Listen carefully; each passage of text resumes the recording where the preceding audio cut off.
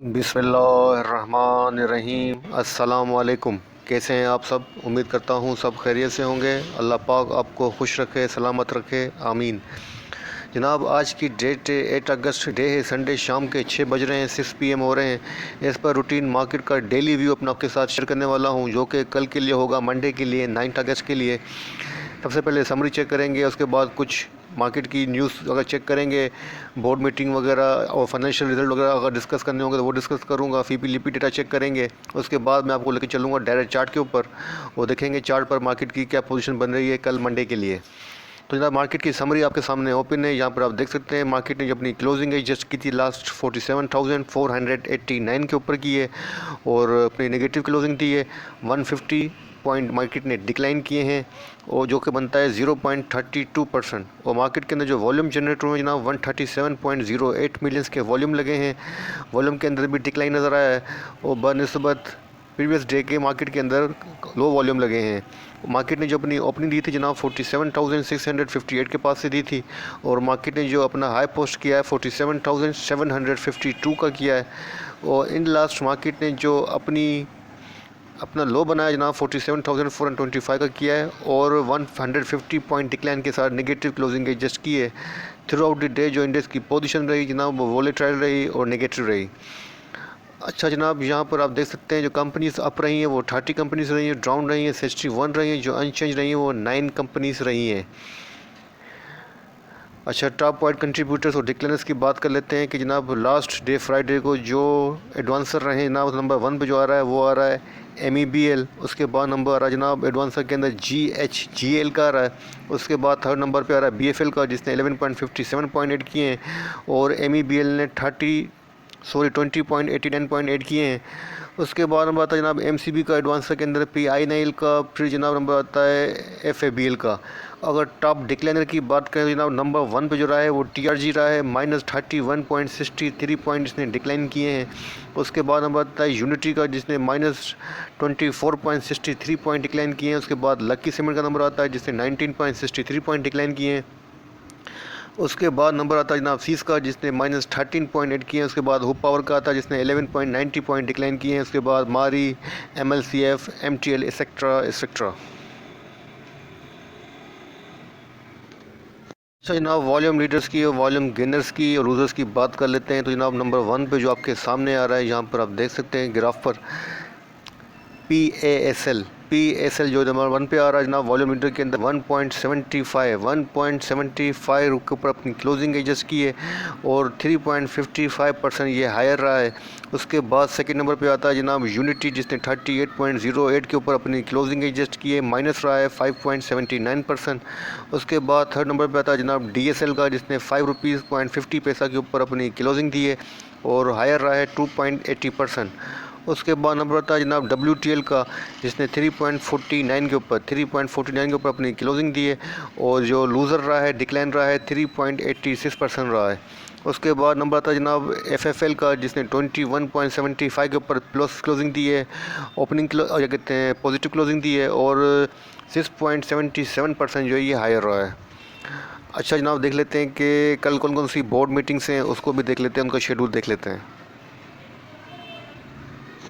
जनाब, कल जो 9 अगस्त को बोर्ड मीटिंग्स हैं, उनमें नंबर 1 का जो एजेंडा है जनाब वो अलॉटमेंट ऑफ राइट शेयर्स है, वो मीटिंग है। उसके बाद जनाब जो नंबर आता है सेकंड नंबर पे वो KOHE है, उसकी जो मीटिंग है जनाब वो 2:30 PM के ऊपर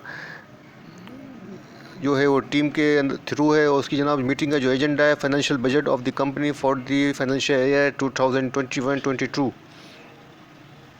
उसके बाद जनाब थर्ड नंबर जो आ रहा है मीटिंग का वो MCBAH है, जिसकी मीटिंग कराची के अंदर है 3 PM के ऊपर। और मीटिंग का जो एजेंडा है जनाब वो एनुअल अकाउंट्स है फॉर जून 30, 2021। उसके बाद नंबर आता है जनाब LEUL का, जिसकी मीटिंग 5 PM के ऊपर कराची के अंदर है। और मीटिंग का जो एजेंडा है वो future course of actions of the company है। तो जनाब ये था बोर्ड मीटिंग का शेड्यूल जो कल के लिए 9 अगस्त के लिए। अब देख लेते हैं कि फ्राइडे को कौन कौन से रिज़ल्ट फाइनेंशियल रिज़ल्ट अनाउंस हुए हैं, उसको भी देख लेते हैं।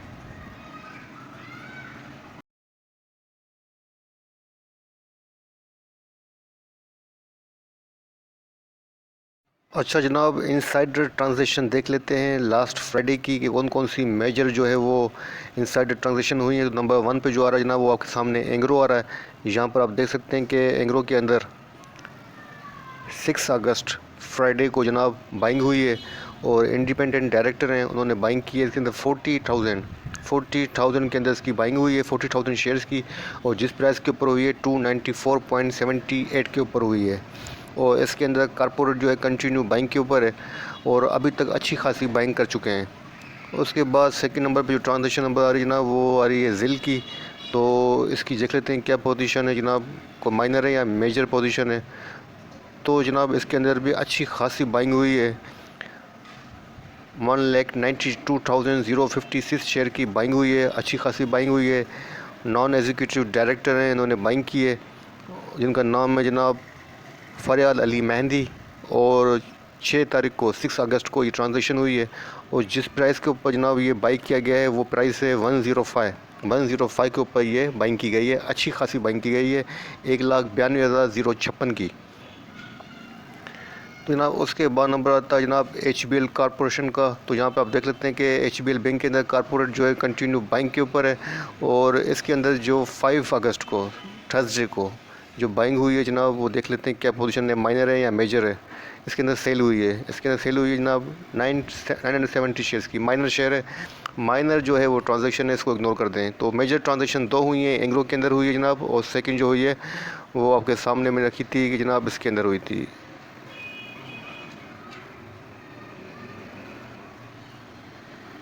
दिल के अंदर जो है सेकंड ट्रांजेक्शन अच्छी सेकंड हुई है, फर्स्ट हुई है एंग्लो के अंदर और सेकंड जो हुई है ट्रांजेक्शन मेजर ट्रांजेक्शन वो जिल के अंदर हुई है। ठीक है जनाब, तो ये थी इनसाइडर ट्रांजेक्शन। अब देखते हैं फीपी लिपी डेटा की क्या पोजीशन बनती है। अच्छा जनाब, आपके सामने फीपी लिपी डेटा मौजूद है 6 अगस्त का फ्राइडे का, इसका रिव्यू कर लेते हैं, शॉर्ट रिव्यू देखते हैं कि फीपी लिपी डेटा में क्या पोजीशन थी। तो आपके सामने है फॉरेन कॉर्पोरेट्स और फॉरेन इंडिविजुअल की जो नेट पोजीशन आ रही है वो नेट बाइंग पोजीशन आ रही है, 0.92 मिलियन की इन्होंने बाइंग की, 0.82 मिलियन की इन्होंने बाइंग की हुई है। उसके बाद जनाब इनकी जो पोजीशन बन रही है सेक्टर वाइज, तो 0.37 मिलियन की इनकी सेलिंग नज़र आ रही है टेक्सटाइल सेक्टर के अंदर, और इनकी अच्छी बाइंग नज़र आ रही है 0.29 मिलियन की सीमेंट सेक्टर के अंदर। अच्छा जनाब, लोकल डेटा की बात कर लेते हैं तो जनाब नंबर 1 पे जो रहा है वो इंडिविजुअल्स है जिनकी नेट सेलिंग आ रही है 1.40 मिलियन की उन्होंने सेलिंग की हुई है। और सबसे ज़्यादा जिन्होंने सेलिंग की हुई है वो फूड सेक्टर के अंदर की है, 1.87 मिलियन की उन्होंने सेलिंग की हुई है। और जनाब उसके बाद जो नज़र आ रहा है जनाब वो कंपनीज़ का नंबर आता है, कंपनीज़ की नेट बाइंग पोजीशन है 1.10 मिलियन की उन्होंने बाइंग की हुई है। और सबसे ज़्यादा जो उन्होंने बाइंग की हुई है जनाब वो की हुई है 0.48 मिलियन की बैंक्स के अंदर। उसके बाद नंबर आता है जनाब म्यूचुअल फंड्स का, ओ सॉरी बैंक्स का। तो बैंक्स की जो पोजीशन है जनाब वो 1.15 मिलियन की इनकी बाइंग पोजीशन है, नेट पोजीशन बाइंग के ऊपर है। और इन्होंने जो बाइंग की है सबसे ज़्यादा की हुई है जनाब वो की हुई है 0.48 मिलियन की, वो ऑयल एंड गैस एक्सप्लोरेशन के अंदर है। और उसके बाद जो इनकी बाइंग नज़र आ रही है वो फूड सेक्टर के अंदर नज़र आ रही है 0.20 मिलियन की। और जनाब उसके बाद नंबर आता है म्यूचुअल फ़ंड का। तो म्यूचुअल फ़ंड की नेट सेलिंग आ रही है 0.63 मिलियन की उन्होंने सेलिंग की हुई है। और सबसे ज़्यादा जो उन्होंने सेलिंग की हुई है वो 0.63 मिलियन की हुई है टेलीकॉम सेक्टर के अंदर। उसके बाद जनाब जो इनकी बाइंग नज़र आ रही है 0.38 मिलियन की वो फूड सेक्टर के अंदर नज़र आ रही है। उसके बाद हम बताए जनाब अदर्स इंस्टीट्यूट का। तो अदर इंस्टीट्यूट की नेट सेलिंग आ रही है 0.03 मिलियंस की उन्होंने सेलिंग की हुई है। उसके बाद हम बताया ब्रोकर्स का, ब्रोकर्स जनाब नेट सेलिंग की हुई है 0.03 मिलियंस की। उसके बाद हम बताया जनाब इंश्योरेंस कंपनीज़ का। तो इंश्योरेंस कंपनी ने 1.17 मिलियन की सेलिंग की हुई है। तो जनाब इनकी भी नेट सेलिंग आ रही है। और उन्होंने जो सबसे ज़्यादा सेलिंग की हुई है जनाब वो की हुई है 0.88 मिलियन की फूड सेक्टर के अंदर। फूड सेक्टर के अंदर इंडिविजुअल्स और इंश्योरेंस की अच्छी खासी सेलिंग नज़र आ रही है। ठीक है जनाब, उसके बाद जनाब नहीं सॉरी इन्होंने इंश्योरेंस ने 0.88 मिलियंस की इन्होंने बाइंग की हुई है, सॉरी सेलिंग नहीं की हुई फूड सेक्टर के अंदर। और उसके बाद जो इनकी सेलिंग नज़र आ रही है जनाब 0.43 मिलियन की नज़र आ रही है टेलीकॉम सेक्टर के अंदर। ठीक है जनाब, ये था फीपी लिपी डेटा। अब देखते हैं चार्ट के ऊपर, डेली चार्ट के ऊपर इंडेक्स की क्या पोजीशन है।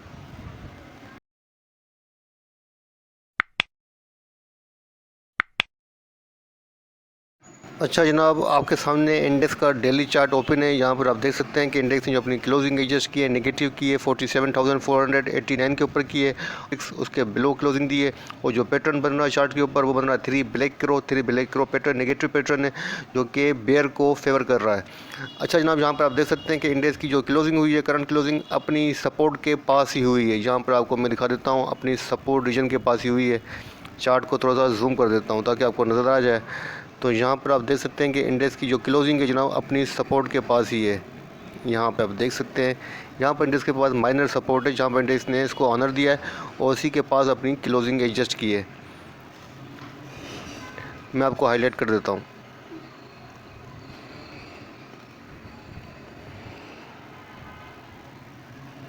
यहाँ पर आप देख सकते हैं कि इंडेक्स के पास माइनर सपोर्ट थी जहाँ पर इंडेक्स ने अपनी सपोर्ट को ऑनर दिया है और अपनी सपोर्ट के पास ही इंडेक्स ने अपनी क्लोजिंग एडजस्ट की है।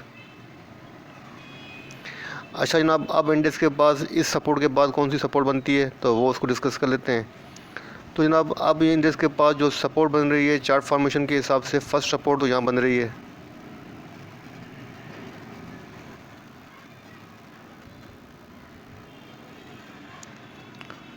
47,020 की सपोर्ट बन रही है।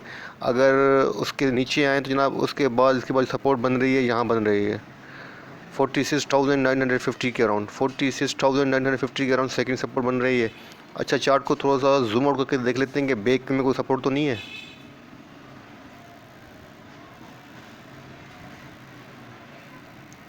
अच्छा जनाब, देखें मैंने चार्ट को जैसे जूम आउट किया है तो आपके सामने यहाँ पर एक सपोर्ट रीजन बनकर आ गया है जो कि मैं आपको दिखा देता हूँ। ये देखें जनाब, जैसा कि मैंने आपको वीकली चार्ट के ऊपर ये सपोर्ट आपको मैंने इंडिकेट की है। अच्छा, अब मैं आपको थोड़ा सा डेली चार्ट के ऊपर भी ये सपोर्ट दिखा देता हूँ। तो जनाब ये इंडेक्स के पास ये मेजर सपोर्ट है। ये देखें जनाब, यहाँ पर इंडेक्स के पास सपोर्ट है 47,250 से लेके 300, 47,250 से लेके इंडेक्स के पास जो है मेजर सपोर्ट है। अगर इंडेक्स ने इसको ब्रेक किया तो उसके बाद जा सकता है 47,050 तक, लेकिन फ़िलहाल अभी इंडेक्स के पास ये मेजर सपोर्ट है। तो जनाब मुझे लगता है कि इंडेक्स ने तकरीबन अपनी सपोर्ट को जो है ऑनर दिया है 47,250 या 300 को, और उसके बिलो क्लोजिंग नहीं दी है। और मुझे लगता है कि इंशाल्लाह इंडेक्स के अंदर जो है हल्की फुल्की डिप आ सकती है। मुझे लगता है कि 47,400 तक जा सकता है और वहाँ से इंशाल्लाह इंडेक्स मुझे रीबाउंड होकर पॉजिटिव होता हुआ लग रहा है। मुझे लगता है कि इंडेक्स जो है अपनी पॉजिटिव क्लोजिंग एडजस्ट करेगा और वीकली क्लोजिंग जो है मुझे पॉजिटिव ही एक्सपेक्टेड है। लेकिन फ़िलहाल इंडेक्स के पास जो बेजर बना हुआ है वो 48,000 का है।